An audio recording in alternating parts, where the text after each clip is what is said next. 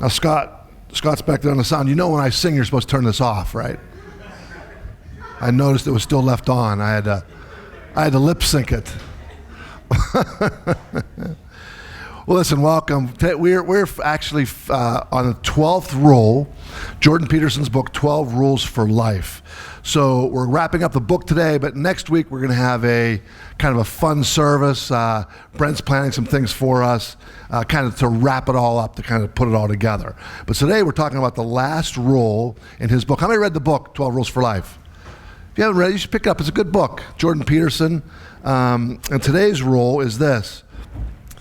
Pet a cat when you encounter one on the street. So I've entitled this, The Power of Petting a Cat. Today we're going to explore really, I think, the wisdom that's, if you read the book, it gets a little heady and so forth, but the wisdom that's found in, or the significance that can be found in a simple act like petting a cat, petting a stray cat. I have some pictures up there. Why don't you put a couple pictures up there? Hey, leave that picture up there. Let me ask you a question. How many people in here, right, by show of hands, are cat people? Cat people. Okay, a few cat people. How about dog people? How about no animals whatsoever? That'd be Michelle. Michelle would be like, no animals, yeah. Dog people. So I know this is about cats, but it's the same thing about with dogs, about petting an animal. Not too many stray dogs around, but there's show another picture. All you cat people, you love those kind of pictures, don't you? Yeah. So we're going to discover today how this simple act can teach us, I think, some valuable lessons about life, and maybe a little bit even about our spiritual journey. So we're going to look at kind of three main points, and I'm going to spend more time on a couple little sub-points in here. But the first thing is this. The first thing that it does is taking time out to pet an animal, pet a stray cat or a dog or so forth. It helps to cultivate compassion and connection for us. How does it do that? Well, the first point, sub-point there is this: recognizing the value of every living being. Matthew 10:29-31 says this: "Are not two sparrows sold for a penny? Yet not one of them will fall to the ground outside your Father's care. So don't be afraid, you are worth more than many sparrows." So I think just the simple act of taking the time out to, especially this idea of a stray cat, right? This one's kind of out on the street, to help to develop or cultivate in your life this idea that all living creatures are valuable. How many ever watched the show Alone? Ever see that show Alone? Watch that show? Really? No one watches the show Alone? Okay. Alone is this show where they take these, I think 12 people or whatever, and they take them to these remote parts. The last one was up in Canada. And they drop them off, and they're allowed to take like 10 items, like maybe a machete, a fire starter, things like that. And they have to survive, and the last man standing wins the money. I forget how much it is, $500,000 or something like that. What's so interesting is they all start out, they're foraging and picking berries and stuff like that. But as they go on, they're getting really, really, really hungry, right, as you can imagine. And then someone will set up a trap, or they'll have a bow and arrow, and they'll kill an animal. And what's amazing to me is at that juncture in their journey, when they're just starving, and they catch this animal, kill this animal, the appreciation they show. You guys have seen the show, you know what I'm talking about. I mean, they sit almost with tears in their eyes, thanking this animal, as it were, giving up its life so they could live, right? And you get this sense that the appreciation that they have for this animal's life is off the charts, right? And what we need to realize, what we need to remember is this, is that, your steak that you get doesn't come from Giant Eagle, right? I mean, it's killed, a cow is killed somewhere, right? And so this is part of this, the whole circle of life, as it were. And so I think that by taking time out to, in his book, talking about petting a stray cat, can demonstrate and help us to develop compassion for living creatures. The second thing is this: it helps in practicing empathy and kindness. Colossians 3:12 says this: "Therefore, as God's chosen people, holy and dearly loved, Clothe yourself with compassion, kindness, humility, gentleness, and patience. All those words are other words for empathy, about taking time to maybe even appreciate the plight of a stray cat, right? This idea of living outside of yourself, not just all inside, all in your own head. And so learning how to develop empathy. So how do we practice empathy with each other? This isn't in your notes, but just some different ideas. How we practice empathy is, number one, is active listening. Who in here would you say, raise your hand if you say you're a good listener? Anybody a good listener? Max a good listener? A good listener? Good. Now that's a skill. Michelle, my wife, is a good listener. Those of us who tend to be talkers are usually not that great at listening. But you can develop that skill. You can develop the skill of listening. When somebody's paying attention, they're really listening to you. When you finish talking, this unnerves me a little bit. When I'm talking to somebody and I kind of finish my thought and they don't say anything, they sit there. And that would be Michelle. We did this, it's called a communications class, right? Learning how to communicate. And one thing I learned is that some people, they need to take time before they respond. In other words, that's Michelle. Let's say you talk to Michelle and you say something to her, you ask her a question. She needs some time, maybe 5-10 seconds. But that, to me, that's an awful long time to be silent, 5 or 10 seconds, right? But that's what she needs. So if you talk to Michelle and you ask her a question, just pause for a little bit. She's thinking, and then she'll answer you, right? And some people need less. Some people need like 2 seconds, right, to respond. Like I need like -6 seconds. I'm talking before you're done, unfortunately. That's not a good thing, because that's not practicing active listening. So active listening is this idea of giving your full attention to somebody. When they're speaking, maintain eye contact with them. And here's a big one. I brought my phone up here for a reason. Is that how many of you have been talking to somebody and you're in a discussion and they're looking at their phone? Anybody? Happens, right? They're looking at their phone, or I have to answer this text real quick. What we need to do is to practice active listening is we need to avoid those types of things. Avoid those distractions.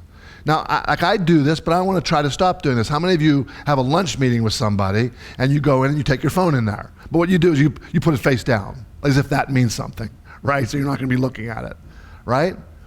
I think it's important for us to try to avoid those kind of distractions and maybe just leave it in your car, right? I mean, or at least silence it or something, do something. But I think that's an important skill that we need to learn is to show genuine interest in somebody, in their thoughts and feelings, and resist the urge to interrupt. Resist that urge. And also, too, I think offering, these are all things that I do that I'm saying that we shouldn't do, right? Another thing is offering immediate advice or solutions, right? Somehow I think that's from my job or something, especially at home with my wife. She tells me something and I'm fixing things and I'm solving problems, and she doesn't want any of that stuff. She just wants me to be there and to listen to her. I've told this story before, but some of you may have forgot it, but I'll tell it again. One time early on in our marriage, Michelle was, I've known this stuff forever. Knowing it's only the first part. Doing it's the important part, right? So one time she was sharing something with me, and I was just sitting there, and I was going, "Oh, Michelle, I'm so sorry. That's terrible," just listening. I was totally being condescending, but she didn't pick up on that, And then, so I went away, I didn't fix anything, didn't do anything. Next day she said to me how much she appreciated me yesterday when I just sat and listened to her. I didn't try to fix anything or do anything. Now I had a heart to tell her right then that I was just, I was faking that all.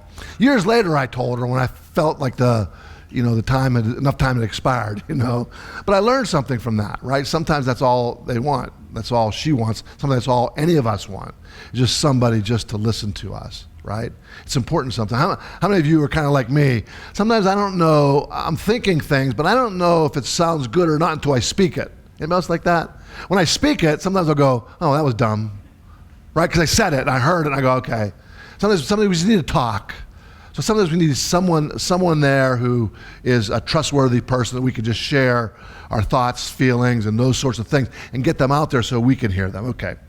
Second thing would be is, and this is a hard thing to do, of course, and I know that, they're all hard, but is try to learn to put yourself in somebody else's shoes. Try to understand. That's hard to do because they have different life experiences than you. They've gone through, different upbringing than you, all that kind of stuff. I get that. But the best you can, put yourself in their shoes and consider how, in their situation, how you might feel, how you might react.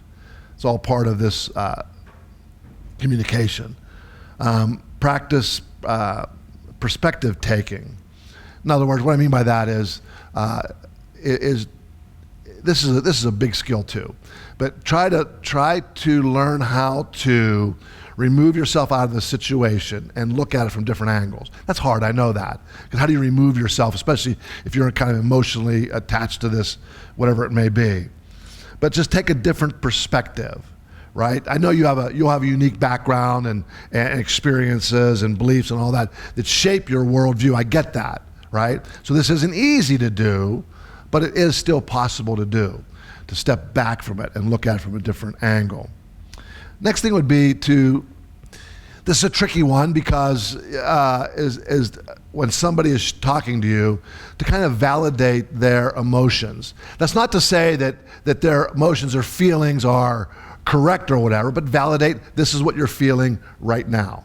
What I hear you saying is you feel that this situation made you feel like this. Is that right? Yeah, it made me feel like that. And then you can explore those feelings a little bit more, right? Because feelings can't always be trusted, can they? Isn't that right? I mean, sometimes they can, and that's the discerning part that you need to have is figure out when I can trust my feelings and when I can't, right? So validate emotions. Another one would be cultivate curiosity. Learn to ask, I'm really big into questions and asking like open-ended questions, trying to get deeper than just surface, right? And so a lot of our relationships are just very, very surface. In Africa, they say that Christianity in Africa is a mile wide and an inch deep, right? We don't want that here.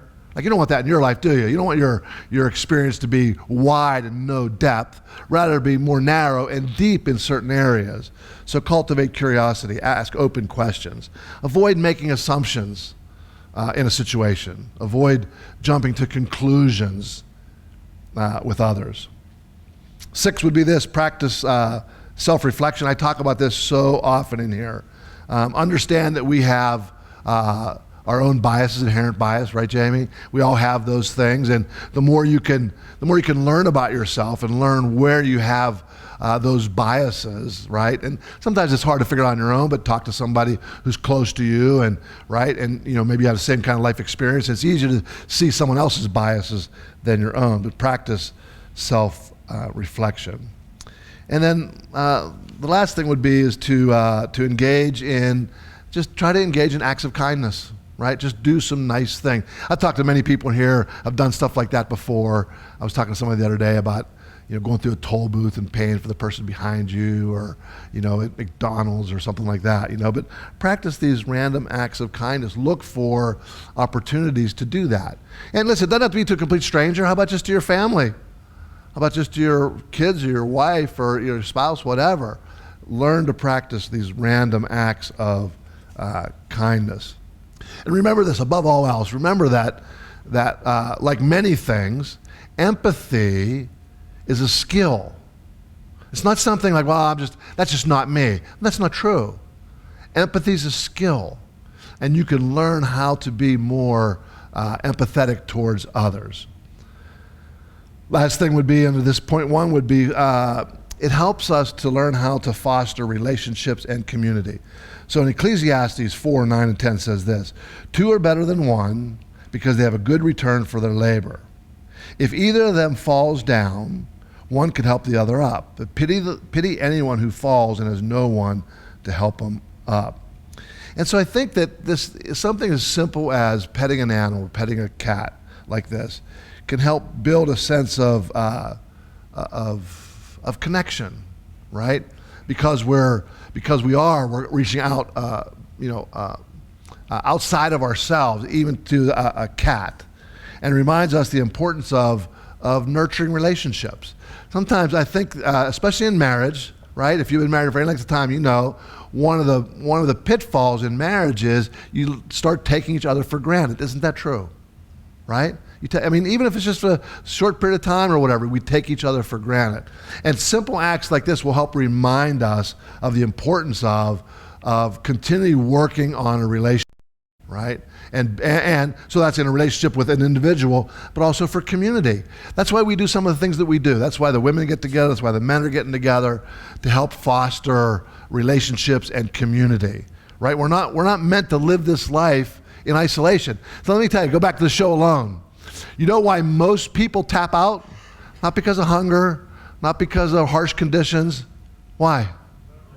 Loneliness. That's why most of them tap out. Brock and I watch a show. Well, we've seen people tap out after 2 weeks. I just can't take it. Like I would probably do. It'd be a day for me. I'd be like trying to be talking to myself, and I couldn't take it.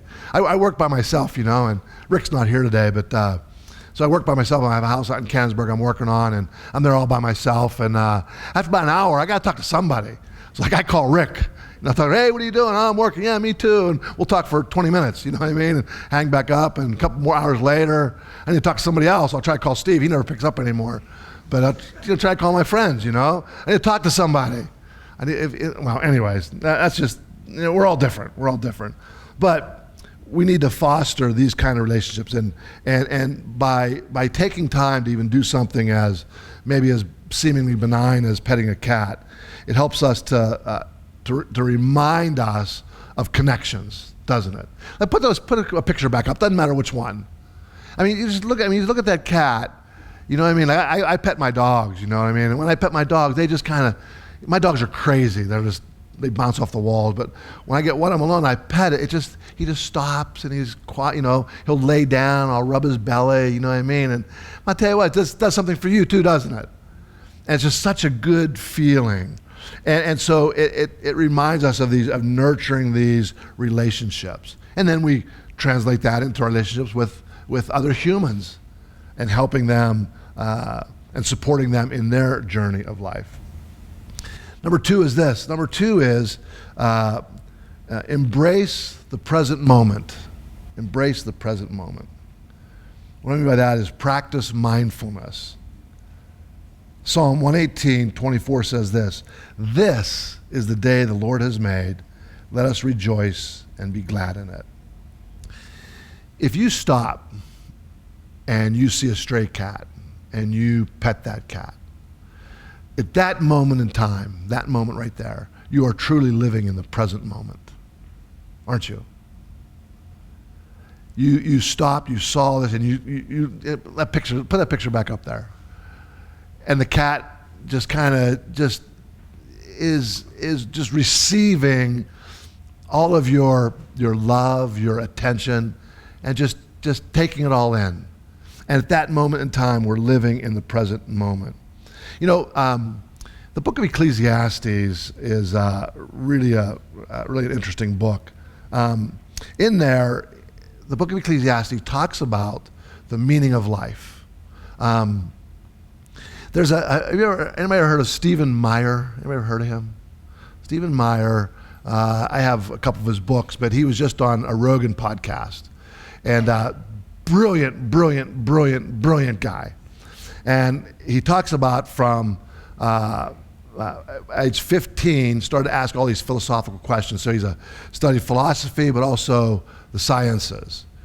And he was on Rogan talking about that the majority, or most science now, got to a place that points to the reality of there being a creator or there being a God. So how he came to this, he started out through philosophy, but his major support of there being a God is in science right now. But anyways, he started talking about when he was young about this idea of what's the meaning of life. And he would think like, I could do all these things and the next day it's meaningless. It doesn't matter. And that's what Ecclesiastes is all about, right?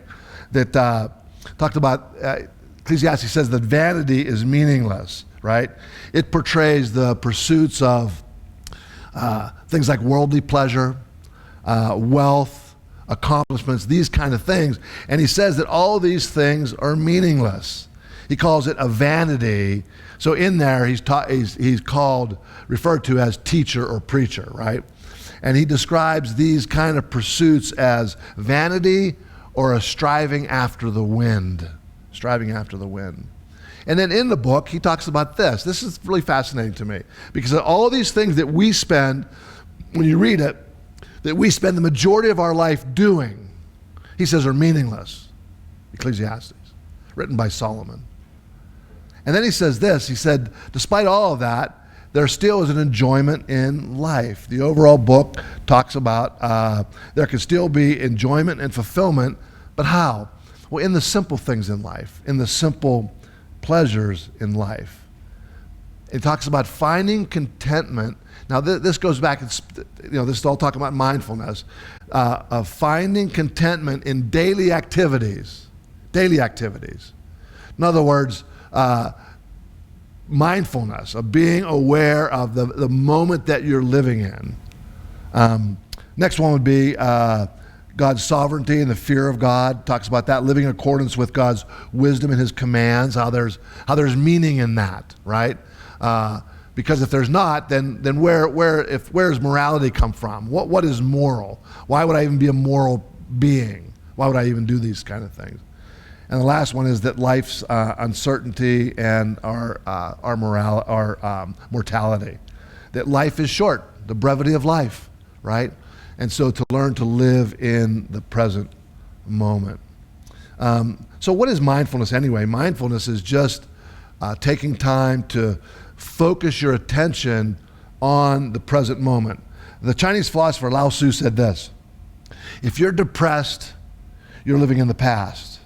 If you're anxious, you're living in the future. If you're at peace, you're living in the present. I think about that, and I think it's so true because you look back at your life and things that maybe you wish you would have done differently or changed or whatever might make you depressed, or worried about what may happen tomorrow or 5 years from now or 10 years from now might make you anxious. But if you can learn to live just what the book of Ecclesiastes says, just here and now, in this present moment, it'll bring you peace. And so there's some benefits of practicing mindfulness. The first thing would be this: it reduces stress. Even the simple act of petting an animal, do you know they found that it reduces stress? It lowers blood pressure. It helps with anxiety. Even helps with cholesterol, higher cholesterol levels. And so just the simple act of taking that time. Now, I think there's a lot going on now. I don't think it's just the act of petting the cat. That's part of it. But I think it's this idea of being in the present moment with the cat or with the person or with yourself. Of being in that present moment and living in peace. I think that's the key. I think that's the factor for blood pressure and cholesterol and depression. Is it peace? A sense of peace in your heart and your life. So it's not just the act of petting the cat, although I think that has unbelievable benefits. But it's because of this idea of living in the present moment. So it helps reduce stress. Also, it improves mental clarity and focus. Engaging mindfulness will help you with your clarity. So I've been doing this. How many heard of Wim Hof? Who knows who Wim Hof is? Wow, no one knows too many. Wim Hof is this guy they call him the Iceman, and he has climbed most of Mount Everest in shorts and bare feet. Call him the Iceman because he jumps in ice water and so forth. And Bill does it too, don't you, Bill? Bill does ice baths every morning. But my point is this. My point is part of practicing mindfulness is learning how to be in control of your thoughts and so forth, and how he does that. He starts with breathing techniques. And so you can look it up. I'm not going to get into it right now, but how important these breathing techniques are, how it even changes your body chemistry. And so Wim Hof, by practicing breathing techniques, by practicing mindfulness, he can control his autonomic nervous system. Everybody know what that is? That's the things that happen in your body that you can't control, like your heart rate, like your blood pressure. That's part of your autonomic nervous system. And by practicing breathing techniques and mindfulness, right, being present, he can control those things. That's why he can get into an ice bath, right? He can sit in there for 30 minutes. We can climb Mount Everest because of these practices. And so by doing that, it helps him with his mental clarity and his focus.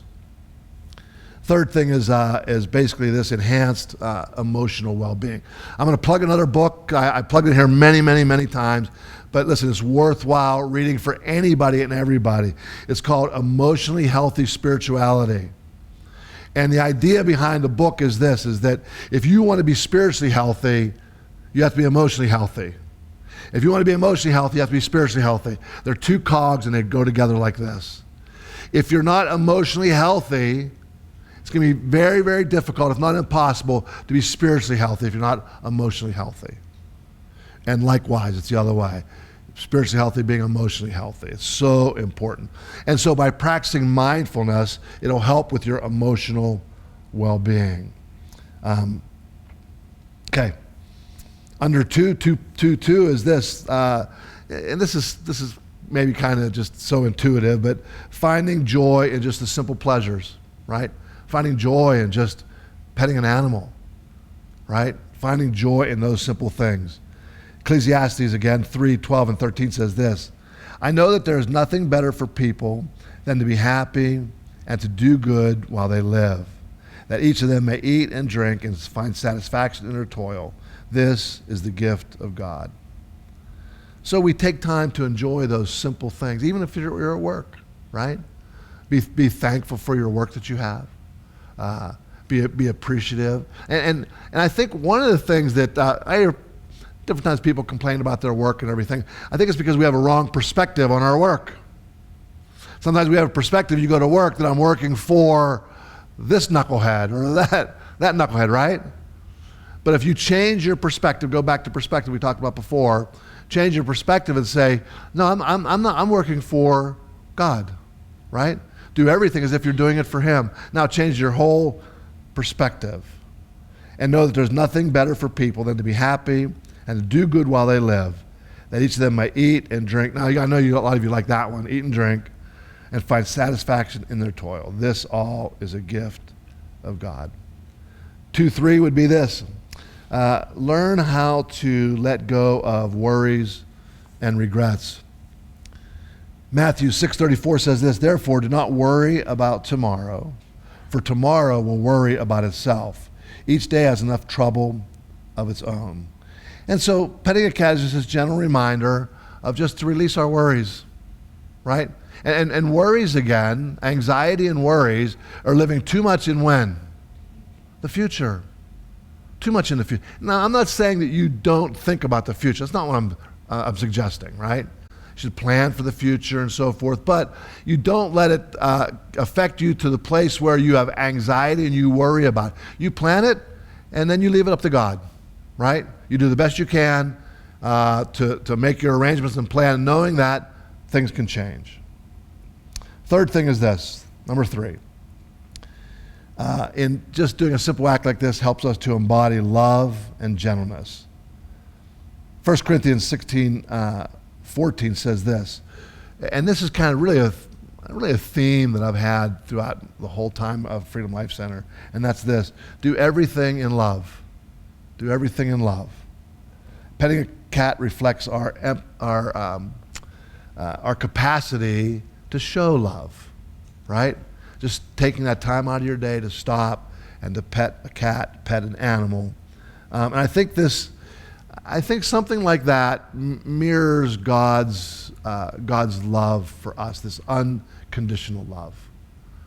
I don't know if how you imagine God's love. And a lot of times we're all raised in a way that if we did something and somebody wasn't pleased with what we did, maybe in your experience, it wasn't mine, rather than say they were displeased, they would tell me that God was displeased with me. Anybody else? Anybody else live kind of like that before? Whether it was in school or church early on, this idea that you better live right, or God's gonna get you, right? And something bad happens to you, and you go, oh, what did I do to deserve this? Always thinking this cause and effect, this kind of quid pro quo sort of life, and that's not God's love at all. I mean, you just read the Bible; it's not His love at all. His love is this love. I told this story before too. We had this Rottweiler, and I said one time, if I were to take Montana, was our Rottweiler, and lock Montana and my wife in the trunk of my car, and come back 2 hours later, who's happy to see me? Montana, she's like, you're back, yeah, I love you so much. Her little tail's going, you know what I mean? Michelle, not so much. Not so much. So we have a hard time with this concept of unconditional love. Like because why? Because we have a hard time doing it. We have a hard time loving without there being some sort of reciprocity. And so if we have a hard time doing it, just to be altruistic in our love, and that's a hard thing. So if we have a hard time doing it, it's hard for us to comprehend why would God do that? Why would God love like that? And so in Corinthians, this idea of doing everything in love is something I think that all of us should filter our actions through when we're going to do something. Am I doing this? Am I doing this in love? To the best of my ability, am I doing this in love? And I think if we ask ourselves that question, I think some of the things that we maybe do in life, we wouldn't do. And so it helps us to display love and affection. Also, too, it helps us to practice gentleness and patience. So talking about the fruit of the Spirit in Galatians, the fruit of the Spirit, love, joy, peace, patience, kindness, goodness, faithfulness, gentleness, and self-control. And so these simple acts, like what Jordan's talking about, these simple acts, they'll help us to cultivate these virtues in our life. I think it's important that we not just know these things. Talk about the fruit of the Spirit. The Spirit's in us, and it's not this idea that we work on one of these things and I'll get better at this one, right? This fruit comes by the Holy Spirit, and so as we take time to do self-reflection, to understand ourselves, understand our motivations, what are your triggers? You follow me? We all have triggers, don't we? And triggers, what I mean is that kind of sets you off. And if you don't know what your triggers are, ask your spouse. They know what your triggers are because they use them against you all the time, right? And so we have these triggers to know what your triggers are, and to be ready for them when they happen, right? So Michelle and I go round and round and round. I said, Michelle, we've been married for like 40 some years. Oh, it feels like 40. I don't think it's been 40, maybe 27. We've been married for 27. She's probably listening, Tracy. Don't shake your head. Tracy's going, I can't believe he's so bad to his wife.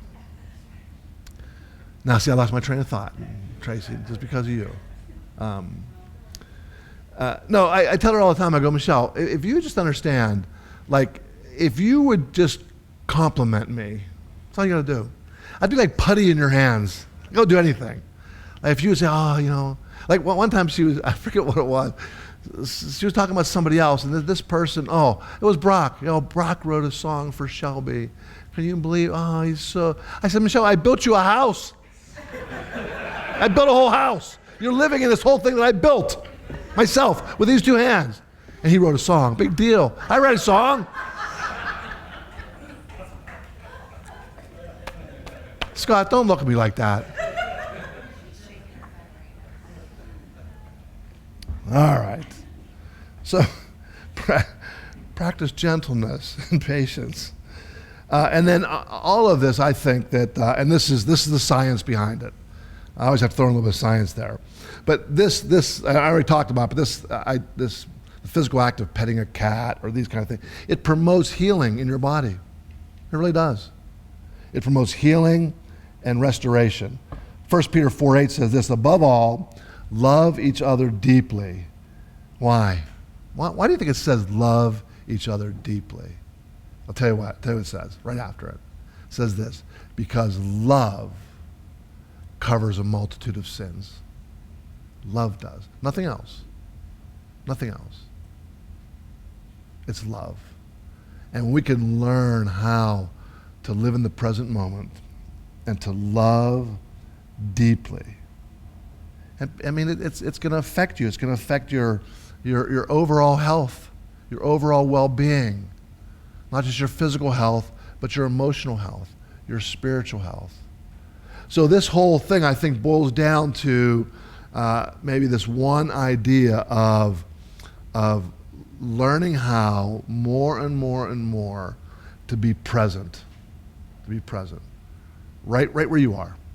So know what you do today, focus on that. Focus on trying to be present. If you're with somebody at lunch this afternoon, whether it's family, friends, or whatever, put your phones away, right? Look each other in the eye and talk to one another and be present in that. Try that. Just try that. If you happen to be golfing today, some of my friends are golfing today. And be golfing today, be present in that moment, right? Right, Mac? When you have that 7-iron and you're 160 yards away and be present right there. I can't wait. Let's finish this up. We're done. I'm gonna go golfing. Why don't you stand with me? Let's pray. I think there's a lot of great insights in this book, and I recommend it. But next week we're gonna wrap it up, and we're gonna have fun doing it. So come prepared. Maybe even have some participation from the audience next week. Okay, let's pray. Father, thank you so much for today. God, I pray for all those who are be traveling today. I think of Michelle and Connie and Lydia and different ones that are coming home today. God, you give them a good trip. That they would be present. They would be mindful of their moment that they're living in. God, we thank you for each person that's here today. And my prayer, God, is for each one of us as we leave, that maybe there's one thing in today's message that resonated with each heart here. May they take that one thing out with them today and ruminate on that and live in that present moment. Teach us by your Spirit today. In your name, amen. Amen. Thanks, friends. Have a great day.